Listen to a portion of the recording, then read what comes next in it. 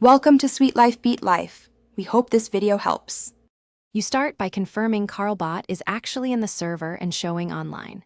Check role hierarchy immediately, because Discord blocks actions if the bot's role sits below the target role. Once done, verify the bot has manage roles, manage channels, and send messages permissions in that channel. Then open the CarlBot dashboard and make sure you've selected the correct server and configured the prefix and modules you want. This prevents command mismatches that look like failures. Next, go deeper.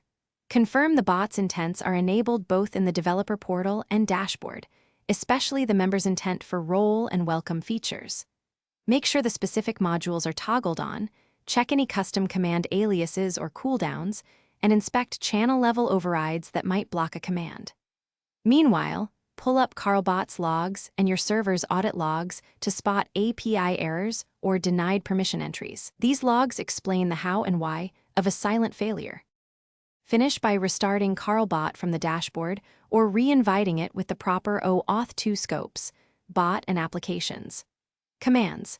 Then reset any problematic commands or the prefix and test in a channel where you temporarily grant admin-like permissions to isolate causes. If actions still fail, enable debug logging and collect error messages or timestamps. That single troubleshooting tip, gathering logs, shortens resolution time because support or yourself can. Thanks for watching. Consider subscribing if we helped you.